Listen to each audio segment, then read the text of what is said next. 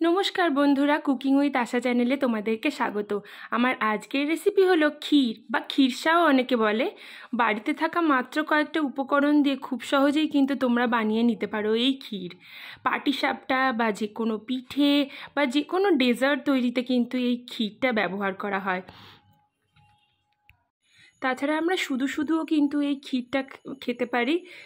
রুটি, লুচি, পরোটা এগুলোর সঙ্গেও কিন্তু এই ক্ষীরটা খেতে দারুণ লাগে, একদম অমৃতর মতন স্বাদ লাগে কিন্তু এই ক্ষীরটা। আর যদি তোমাদের এই রেসিপিটা ভালো লেগে থাকে, যদি আমার ভিডিও তোমাদের ভালো লেগে থাকে, তাহলে আমার চ্যানেলটাকে সাবস্ক্রাইব করে আমার পাশে থাকার অনুরোধ কিন্তু রইল। আর এই ক্ষীরটা কিন্তু তোমরা খুব সহজেই বাড়িতে বানিয়ে নিতে পারবে। অবশ্যই কিন্তু বানিয়ে নিও এই রেসিপিটা। চলো তাহলে দেখে নেওয়া যাক কেমন করে বানিয়েছি। তো এখানে দেখো আমি 1 লিটার দুধ নিয়েছি। আমি এখানে প্যাকেটের দুধ ব্যবহার করছি, তোমরা চাইলে কিন্তু গরুর দুধও ব্যবহার করতে পারো। যে কোনো দুধেই কিন্তু এই ক্ষীরটা খুব দারুণ হয়। আর কি আমি স্পেশাল ট্রিক্স ফলো করেছি সেটা দেখার জন্য ভিডিওটা পুরো দেখতে থাকো। তো প্রথমে কিন্তু আমি দুধটা জাল দিয়ে নিচ্ছি। দেখো দুধটা এখানে ফুটতে দিয়ে দিয়েছি এরকম একটা কড়াইয়ের মধ্যে। এখন একটু হাই ফ্লেমে দিয়ে রেখেছি, ফুটলে কিন্তু আমি মিডিয়াম ফ্লেমে দিয়ে রাখবো। তো এটাকে না ফুটিয়ে মানে কমাতে হবে, বেশ কিছুক্ষণ লাগে। তো কিছুক্ষণ বাদে দেখো এটা মানে কমেছে একটু, আর ঘন হচ্ছে আস্তে আস্তে। তো কোন সময়টা অবধি তোমরা ঘন করবে সেটা একটু দেখতে থাকো।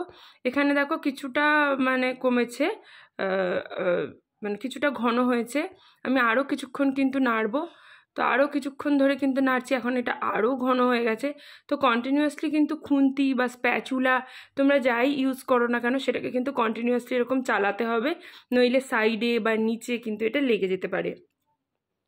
আর গ্যাসের ফ্লেমটাকেও তোমরা কিন্তু একটুখানি মিডিয়াম করেই রাখবে। তো এটা দেখো একদম হাফ হয়ে গেছে আর অনেকটা ঘন হয়ে গেছে। এই পর্যায়ে এসে কিন্তু আমি বাতাসা দেব। এখানে বাতাসা দিচ্ছি, অল্প পরিমাণে দিচ্ছি, 100 গ্রামের থেকেও কম বাতাসা দিচ্ছি। আর আমি কিন্তু এটা বাতাসা দিয়েই করি, তোমরা কিন্তু চিনি ইউজ করো না, কারণ চিনি খাওয়া তো শরীরের পক্ষে ভালো নয়। আর চিনি দিলে কেমন একটা, যে কোনো এই ধরনের পায়েস, ডেজার্ট বা ক্ষীর, এই ধরনের সব রেসিপি কিন্তু কেমন একটা জলসা পানসা মতন হয়ে যায়। তাই জন্য আমি এটা বাতাসা দিয়ে করছি। তোমরা চাইলে মিছরি দিয়েও কিন্তু এটা করতে পারো। তো এইটা কিছুক্ষণ মিশিয়ে নেওয়ার পর, মানে 5 মিনিট বাতাসাটা দিয়ে নাড়ার পর দেখেছো তো দুধের ঘনত্বটা কীরকম বেড়ে গেছে। এই পর্যায়ে আমি গোবিন্দভোগ চালের গুঁড়ো 2 চামচ গোবিন্দভোগ চালের গুঁড়ো কিন্তু একটু জলের মধ্যে মিশিয়ে নিয়েছিলাম, হাফ বাটি মতন জলে। এইটা এই সময় দিয়ে দিচ্ছি। এইটা দিলে না ক্ষীরটা ঘনও হয়, পরিমাণে একটু বাড়ে, আর সুন্দর ফ্লেভারও হয়। তো এই স্পেশাল ট্রিক্সটা কিন্তু অবশ্যই তোমরা ফলো করো।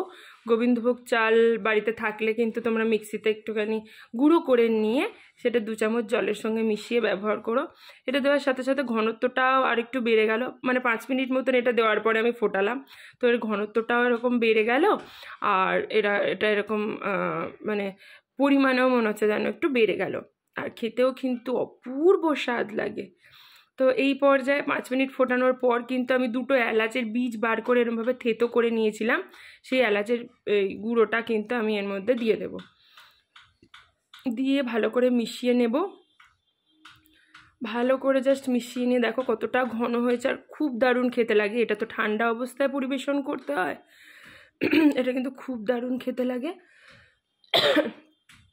এই পর্যায়ে কিন্তু এবার আমি গ্যাসের ফ্লেমটা অফ করে দেব। ভালো করে মিশিয়ে নিলাম এলাচের গুঁড়োটা, পুরো যাতে সব ফ্লেভারটা এই ক্ষীরের মধ্যে ঢুকে যায়। তো এবার আমি গ্যাসের ফ্লেমটা অফ করে নেব। এবার দেখো বাটির মধ্যে আমি এটা তুলে নিয়েছি। তো গরম অবস্থাতেই তুলেছি, এটা ঠান্ডা হওয়ার পর ফ্রিজে কিছুক্ষণ রাখতে পারো। তো আমি গরম অবস্থাতেই তোমাদেরকে একটুখানি তুলে দেখাচ্ছি যে কীরকম হয়েছে এটা। তো দারুণ হয় এটা কিন্তু খেতে। অবশ্যই তোমরা কিন্তু এই রেসিপিটা বাড়িতে ট্রাই করো, আর কেমন হয় আমাকে জানিও। আমার চ্যানেলটাকে সাবস্ক্রাইব করো, লাইক কমেন্ট শেয়ার করো এই ভিডিওটাতে, আর আমার চ্যানেল আর বেল আইকনটাও কিন্তু প্রেস করতে ভুলো না আমার নিত্য নতুন রেসিপির আপডেট পাওয়ার জন্য। ধন্যবাদ।